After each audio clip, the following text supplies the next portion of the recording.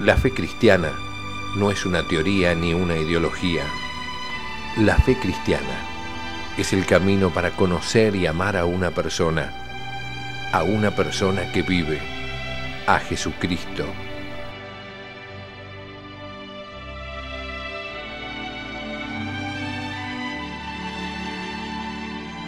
La fe cristiana, un curso del Instituto de Formación Teológica por Internet que quiere ayudarte a crecer en el amor a Jesús, nuestro Señor.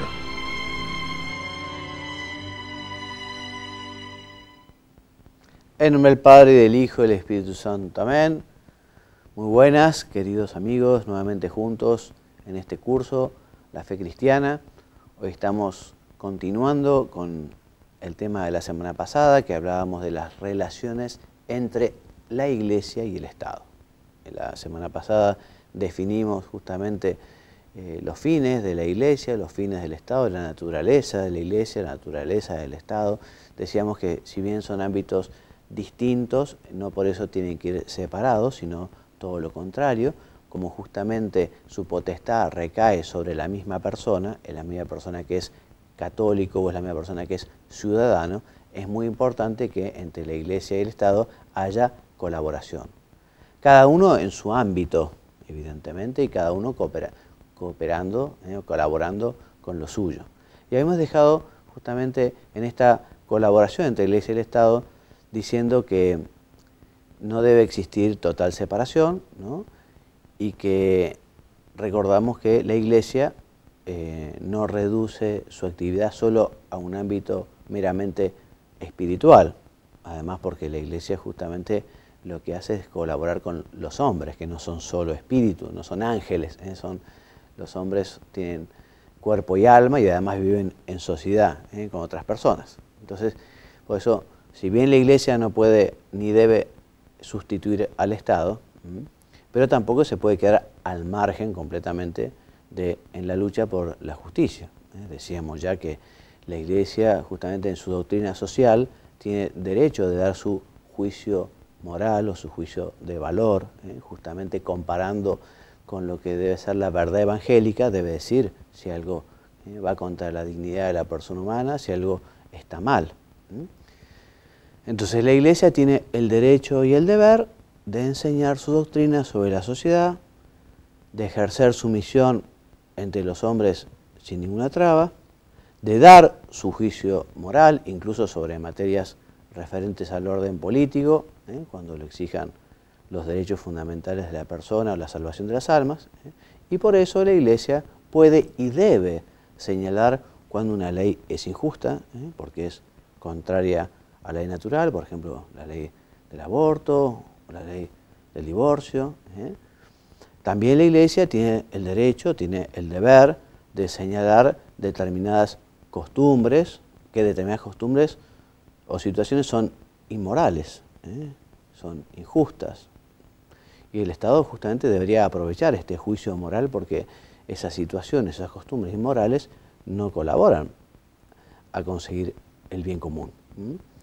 También la Iglesia tiene derecho a decir a los católicos que deben o no dar su apoyo, no evidentemente a quienes tienen proyectos u objetivos que van contra las enseñanzas de la Iglesia, contra la dignidad de la persona humana. Los católicos deberán abstenerse de acompañar o de votar o de colaborar con regímenes partidarios o políticos que son justamente injustos, ¿no? Por eso la Iglesia, también el Estado, también los gobiernos, deben buscar el bien común. Ambos están al servicio del hombre. Por eso se exige la colaboración. Debe colaborar la Iglesia con el Estado para buscar ese orden social justo. Si la comunidad política ignora a la Iglesia, se pone también en contradicción consigo misma porque obstaculiza los derechos y los deberes de una parte de los ciudadanos. O sea, los católicos también pertenecen a una determinada sociedad y actúan y tienen todo el derecho a hacerlo. Y uno de los derechos que son realmente importantes para respetar, una de las obligaciones más importantes que tiene un gobierno, un Estado, es el de respetar el derecho a la libertad religiosa. O sea que efectivamente el Estado no puede coaccionar a que sus súbditos o que sus miembros crean de una determinada manera o prohíban que crean de una determinada manera, en fin. En esto tiene que ver también lo que es el orden público, ¿no? El orden público en un Estado justamente determinará si una determinada creencia puede ser, digamos, contraria a la búsqueda del bien común. Evidentemente, si viene una creencia que dice, bueno, no sé, me viene a la cabeza sin conocer yo mucho, ¿no? Pero creo que el Ku Klux Klan, esta asociación norteamericana, ¿no?, que se dedica a matar personas de color, ¿no? Evidentemente sería una cosa gravísima y no se puede aprobar y no se puede decir, no, entonces van contra la libertad religiosa porque nuestra religión considera que lo que hay que hacer es esto. Bueno, pues si esto es una barbaridad, evidentemente se entiende, ¿no? Por eso el Estado lo que hará en el tema de la libertad religiosa es justamente determinar cuando una religión colabora con el hombre, está al servicio del hombre, ayuda a promover el bien común. Entonces, velar por el respeto de este derecho es velar por el respeto del entero orden social. Cuando no se respeta la libertad religiosa, cuando no se tutela, cuando no se cuida, se está dejando de lado un aspecto fundamental de la persona. Por eso, el derecho a la libertad social y civil en materia religiosa es la fuente y síntesis de todos los derechos del hombre. Cuando efectivamente se viola, se está atentando a un principio fundamental, digamos, de la convivencia de las personas, ¿no?, y de los derechos de las personas, ¿no? En muchos países se garantiza ampliamente, quizás la misma Constitución, por ejemplo, o las leyes superiores del ordenamiento jurídico tutelan este derecho y justamente esta tutela es cauce para que la Iglesia pueda encontrar la libertad suficiente para hacer toda su tarea de apostolado.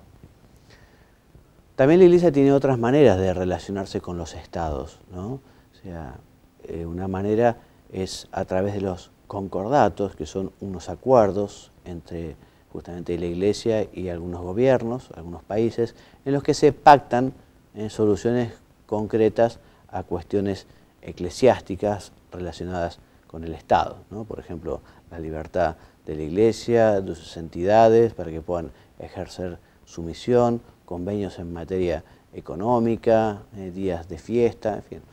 Los concordatos también varían de país en país y también a lo largo de la historia, ¿no?, de los concordatos han ido cambiando. Bueno, el régimen de las cuestiones mixtas, ¿no? Entonces, ¿qué son estas cuestiones mixtas? Estas cuestiones mixtas son materias que tienen que ver con las enseñanzas de la Iglesia, con la potestad de la Iglesia, con la jurisdicción de la Iglesia, y que también tienen que ver justamente con el gobierno, con el poder temporal, con lo que las leyes tienen que legislar, ¿no? Por eso dice esta placa, hay materias en que tanto la Iglesia como el Estado deben intervenir desde sus respectivas competencias y finalidades. Estas son las llamadas cuestiones mixtas. Por ejemplo, temas como la educación, el matrimonio, la comunicación social, la asistencia a los necesitados. Y en estas materias mixtas es justamente donde debería haber mayor colaboración entre la Iglesia y el Estado. Estas materias son, por ejemplo, decíamos, el matrimonio. El matrimonio, por un lado, es sacramento, ¿no?, un signo sensible y eficaz de la gracia, ¿no? El hombre se compromete y se entrega, se dona a su cónyuge y acepta también al otro hasta que la muerte lo separe. Entonces es lógico que la Iglesia pueda regular la administración de este sacramento y pueda existir, digamos, o regularlo canónicamente, ¿no? Ahora, también el Estado podrá tener su régimen civil sobre algunas cuestiones, como por ejemplo, no sé, el tema de la ganancialidad de los bienes conyugales, ¿no? Lo que no tiene sentido es lo que sucede aquí, que heredamos de Francia, que justamente los cónyuges tengan que dar un doble consentimiento, un consentimiento ante un juez, ¿no?, y luego el consentimiento ante el ministro de la Iglesia, que es, bueno, el testigo cualificado, bueno, los ministros son los cónyuges, ¿no? En algunos países, no sé, en España, en Italia, el mismo matrimonio tiene efectos civiles. Ese matrimonio que se realiza en la iglesia, después justamente se tramita, ¿no? O se notifica al Estado para que, bueno, regule los efectos civiles del matrimonio. Pero el hecho de tener que dar un doble consentimiento, en fin. Ahora, de todas maneras, aquí en la Argentina, por lo menos, ahora la gente se puede casar antes, se puede casar después. Antes el sacerdote tenía una pena, estaba en el Código Penal, ¿no? Podía ir preso un sacerdote que casara por la iglesia antes que el civil. Bueno, ahora esto se ha derogado, ¿no? Y en muchos lugares, muchas prácticas, por ejemplo, se casan por la iglesia y después en la fiesta, cuando empieza la fiesta, va allí el juez y toma declaración, en fin. Evidentemente es importante que la iglesia y el Estado se pongan de acuerdo en estas cuestiones, ¿no? Después, importante es todo el tema de la educación.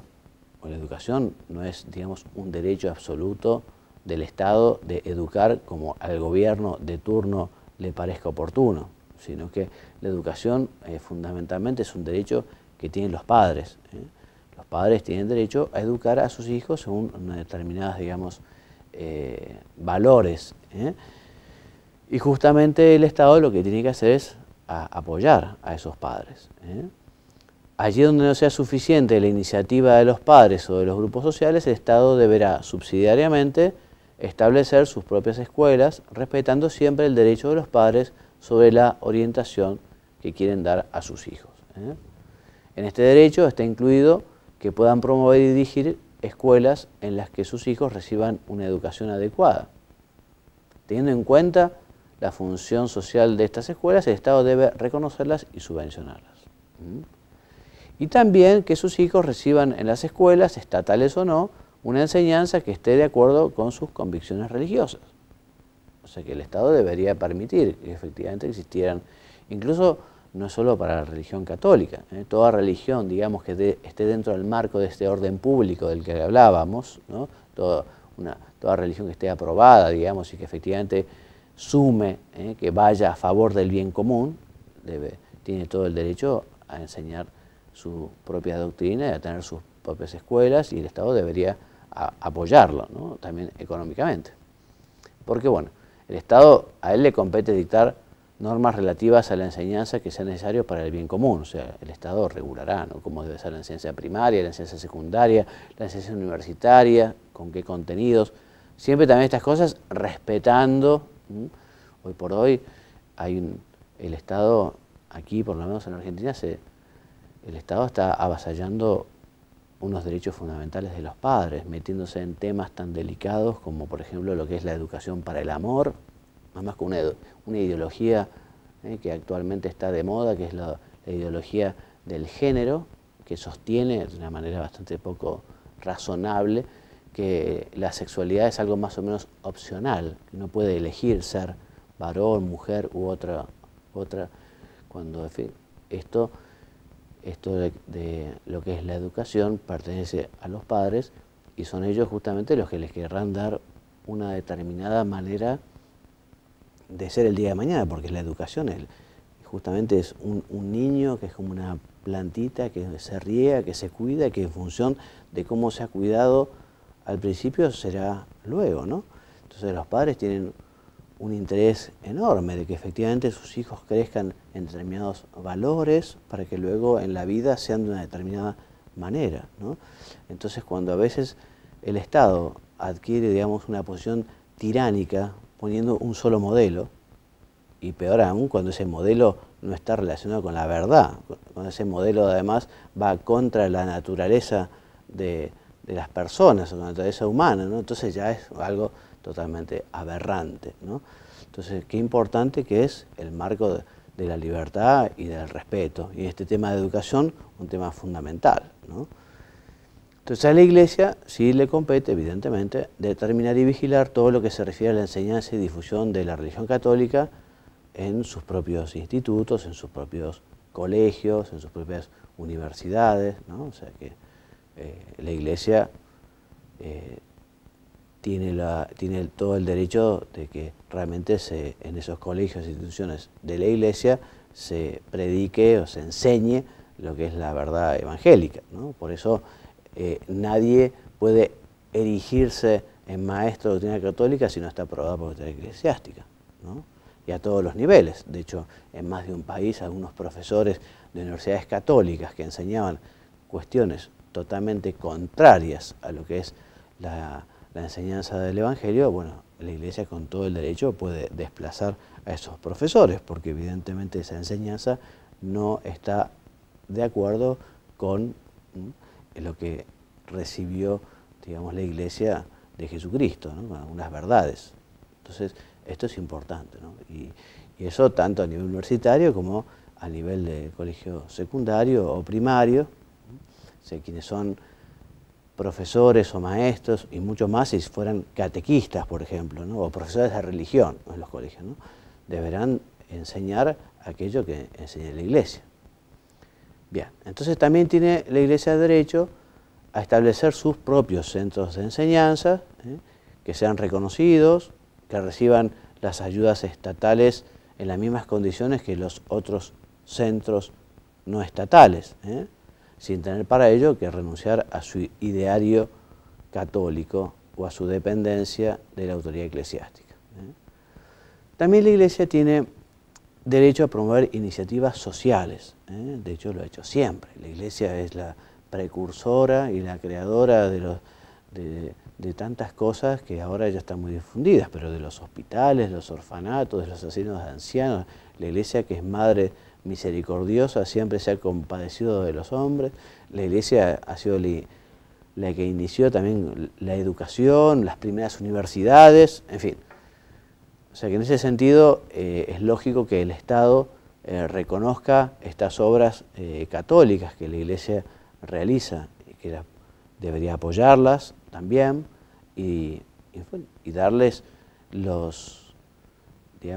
las ayudas que les da a cualquier otro tipo de institución más o menos parecida, como mínimo eso, ¿no? Como mínimo, o sea, exenciones fiscales, titulación del personal, subvenciones, colaboración de voluntarios, posibilidad de recaudar donativos, etcétera, etcétera, ¿no?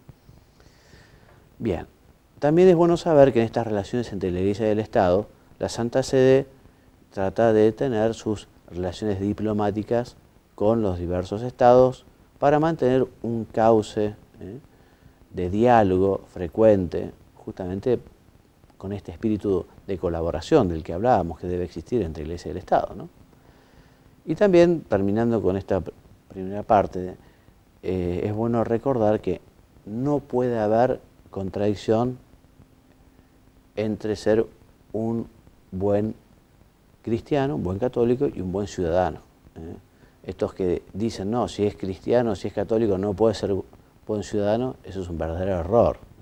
Yo me animaría a decir, cuanto mejor cristiano sea, mejor ciudadano va a conseguir uno ser. O sea que por eso al Estado le conviene que los católicos sean buenos católicos, porque a la medida que sean mejores católicos serán mejores ciudadanos.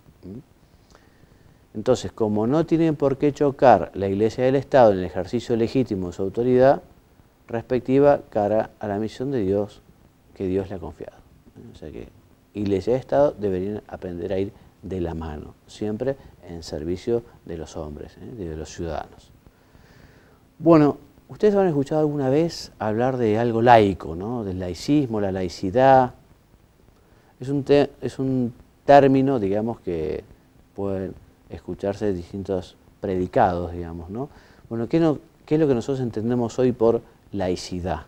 Entonces, se entiende por laicidad que el Estado es autónomo respecto a las leyes eclesiásticas. O sea, que el Estado no está vinculado a las leyes eclesiásticas, que la Iglesia no puede mandar, digamos, al Estado. En cambio, el laicismo es distinto, porque el laicismo, digamos, se pretende una autonomía de la política, pero ya respecto del orden moral, o sea, incluso del mismo designio divino, y tiende a encerrar a la religión en la esfera puramente privada. O sea que el laicismo como que quiere echar a Dios del mundo, como incluso, bueno, si son católicos que se metan en la sacristía, en todo caso ahí metidos y encerrados. No, eso es injusto, porque los católicos tienen derecho a participar en la política, tienen derecho a manifestar también su religión y las consecuencias que tiene en el ámbito político esa manera de pensar. Por eso dice aquí que es ilusorio e injusto pedir que los fieles actúen en política como si Dios no existiera. Es ilusorio porque todas las personas actúan en base a sus convicciones culturales, religiosas, filosóficas, políticas, derivadas o no de una fe religiosa.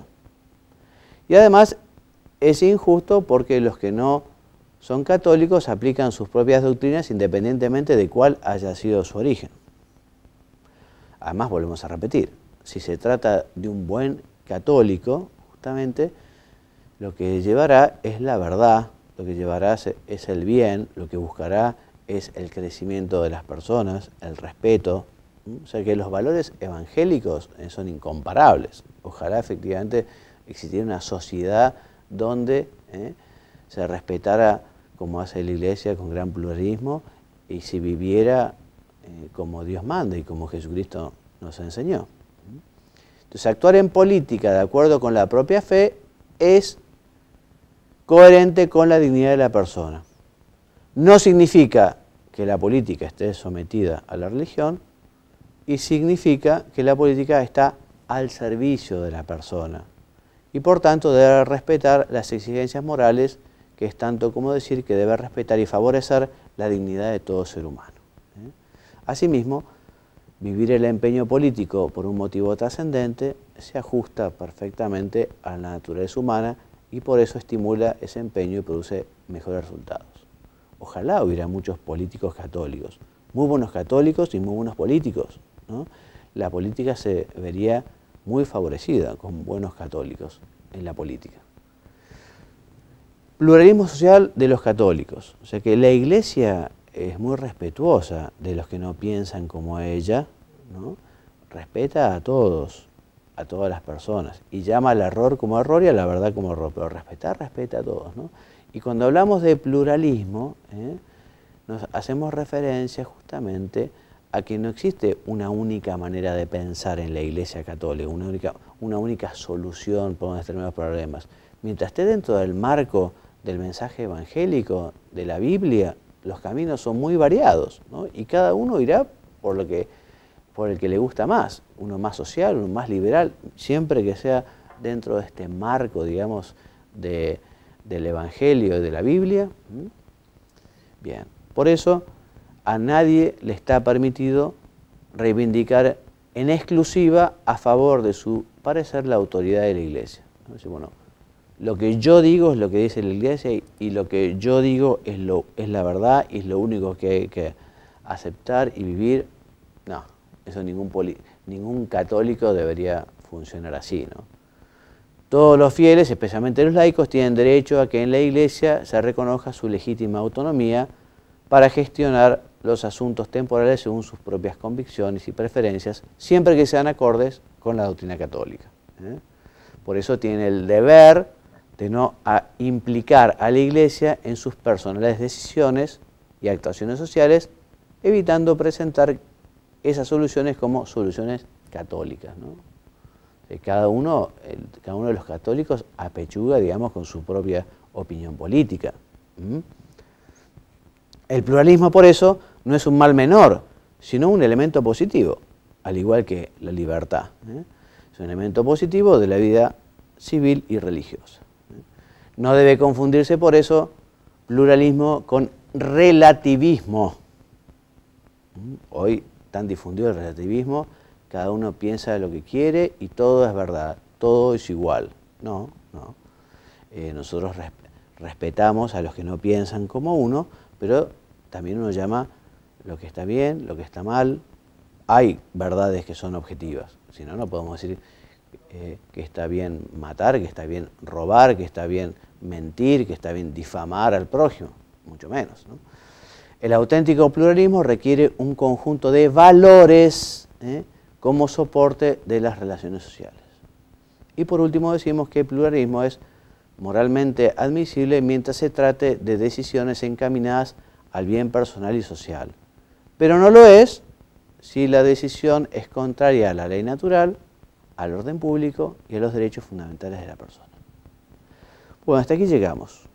Bibliografía básica, Catecismo de la Iglesia Católica, números 2104 a 2109, 2244 a 2246, 2419 al 25, la Dignitatis Humanae y la Gaudium Spes y la Christi Fidelis Laicis, muy recomendables.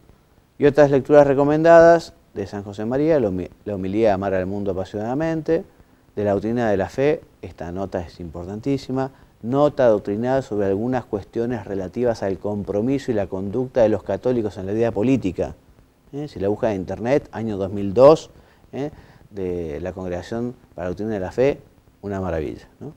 Y también el compendio, los números 49 a 55, 60 a 71, etc. Bueno, hasta aquí llegamos. Si tienen alguna duda me pueden escribir, juanmariagallardo@gmail.com, y próximamente estarán estas presentaciones en estos sitios, ¿no? Instituto de Teología.org, en oracionesydevociones.info y en encuentra.com. Hasta aquí nuestro programa de hoy. Muchas gracias por habernos acompañado. Me despido enviándoles la bendición. Que Dios los bendiga y los haga muy santos. Amén. Muchas gracias.